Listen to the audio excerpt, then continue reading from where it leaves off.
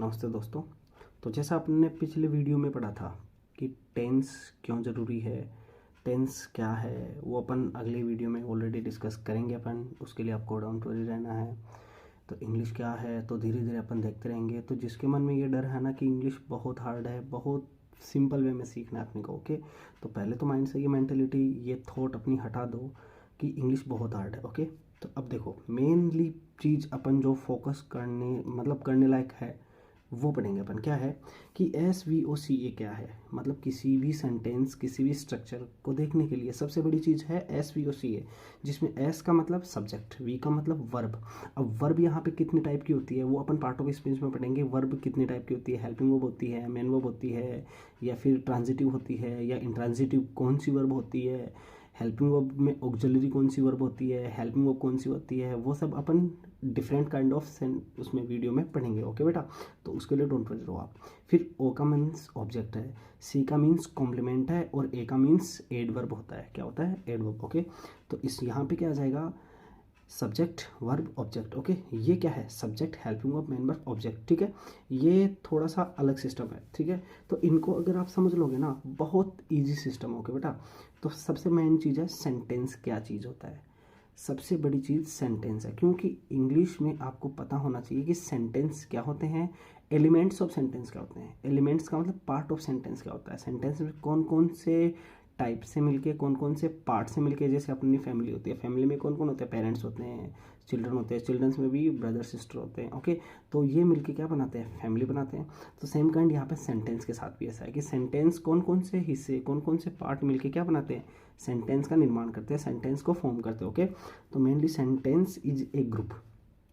मतलब ये है कि सेंटेंस एक ग्रुप होता है। क्या होता है? सेंटेंस एक ग्रुप होता है। किसका होता है? वर्ड्स का ग्रुप होता है, ओके। तो आपको पहले ये पता होना चाहिए कि वर्ड क्या होते हैं, ओके। तो वर्ड, दैट। तो sentence is a group of words. Sentence words का एक ग्रुप होता है, दैट जो कि गिव्स देता है कंप्लीट मीनिंग। मीनिंग का मतलब अर्थ है ना, और सेंस, सेंस, ठीक है। तो जो क्या देता हो? कंप्लीट अर्थ देता हो, कंप्लीट मीनिंग देता हो, ठीक है। लेकिन लेकिन क्या होना चाहिए? But in A proper sequence, okay. Proper sequence, proper क्या बोलेंगे अपन? प्रॉपर सीक्वेंस में, ओके। मतलब ये है कि वो एक प्रॉपर सीक्वेंस में होगा तभी तो कंप्लीट मीनिंग देगा ना। जैसा कि is going he market to, कोई सेंस नहीं निकल रहा है, क्यों? बट इसी इन ही वर्ड्स को अपन ही को यहाँ रख देंगे, ही को यहाँ, इज को यहाँ रख देंगे, गोइंग को यहाँ, टू को यहाँ, मार्केट को यहाँ। तो ये एक क्या है? तो ये क्या है? प्रॉपर ऑर्डर में है, प्रॉपर ऑर्डर में है, सीक्वेंस इसका प्रॉपर है। तो ये क्या है? करेक्ट है। ये क्या है? करेक्ट है। जैसे इसका मीन हो गया he is going to market, जैसे इस पे सब्जेक्ट हो गया, हेल्पिंग वर्ब इज हो गई, ठीक है। और इज हेल्पिंग वर्ब डिनोट करती है प्रेजेंट कंटिन्यूअस को। कैसे पता करेंगे कि कौन सी हेल्पिंग वर्ब को डायरेक्टली पहचान लेंगे कि वो सिंगुलर के साथ आएगी या प्लूरल के साथ आएगी, ठीक है। तो उस हिसाब से अपन इसको देख लेंगे, उसके लिए आपको टेंशन लेने की जरूरत नहीं है, ठीक है। गोइंग, गोइंग यहाँ पे V1 प्लस ING होता है। तो V1 प्लस ING किस किस टेंस में यूज़ होता है? मीन्स वर्ब की फोर्थ फॉर्म होती है। V1 प्लस ING हमेशा वर्ब की फोर्थ फॉर्म होती है, जिसको अपन प्रेजेंट पार्टिसिपल कहते हो बेटा। तो फिर आगे to market, okay. To market, यहाँ पे टू मार्केट ऑब्जेक्ट है या फिर एडवर्ब है? एडवर्ब है। तो एडवर्ब कौन सी है? एडवर्ब ऑफ टाइम है, एडवर्ब ऑफ प्लेस है, ठीक है। तो यहाँ पे ये टू मार्केट क्या है? जगह का नाम है ना। तो ये टू मार्केट क्या है? एडवर्ब ऑफ प्लेस है। तो ऑब्जेक्ट कौन कौन होता है? जो आपकी वर्ब को वाट और हुम का आंसर देता है वो ही ऑब्जेक्ट होता है। अदरवाइज जो अन्य चीज़ों, अन्य क्वेश्चंस, जैसे अन्य WH वर्ड्स का आंसर देता है ना, वो क्या होता है? एडवर्ब से होते हैं, ओके। तो यहाँ पे ही क्या होता है कि वर्ब से पूछो कि हु, वर्ब से आंसर पूछो। अब जैसे मान लो जा रहा है तो कौन जा रहा है, तो गो से पूछो ना हु, तो हु का आंसर क्या मिल रहा है? ही। तो यहाँ पे ही क्या हो गया? सब्जेक्ट हो गया, ठीक है। तो एलिमेंट्स ऑफ सेंटेंस क्या होता है? Subject plus predicate, subject plus predicate, okay. तो सब्जेक्ट की जगह कौन कौन आ सकता है? या तो नाउन या प्रोनाउन, या तो नाउन या प्रोनाउन आ सकते हैं सब्जेक्ट की जगह, ओके, ठीक है। तो अब देखो प्रेडिकेट क्या होता है? प्रेडिकेट हमेशा ध्यान रखना, प्रेडिकेट स्टार्ट होता है वर्ब से। किससे स्टार्ट होता है? वर्ब से। इसका मतलब मैं ये कह सकता हूँ कि ये जो ही है ना, ये सब्जेक्ट है, और यहाँ से लेके यहाँ तक का आपका पूरा कंप्लीट क्या है? प्रेडिकेट है। ये पूरा जो सेंटेंस का हिस्सा है ना, ये प्रेडिकेट है। स्टार्ट किससे हो रहा है? इज से। और इज यहाँ पे क्या है? Helping verb. जैसे मान लो कि मैं लिख दूँ he he eats mango, he eats mango, कि वह आम खाता है।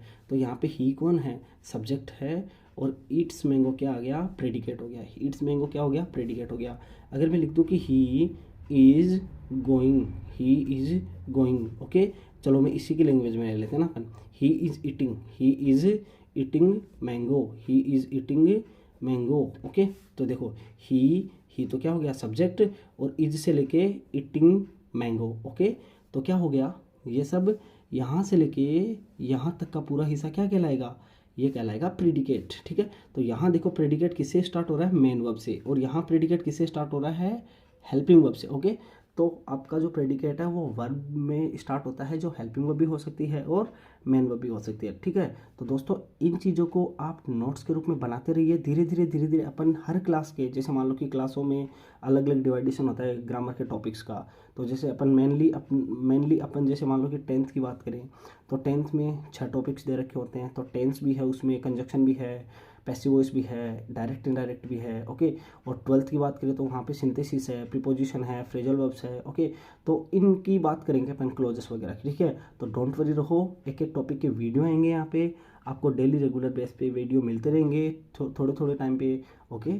तो please like and subscribe, support करते रहिए। आपको पेड कोर्सेज से भी बहुत अच्छी चीज़ दूंगा, डोंट वरी, ओके। ओके दोस्तों, ठीक है, मिलते हैं अपन नेक्स्ट वीडियो में, ओके।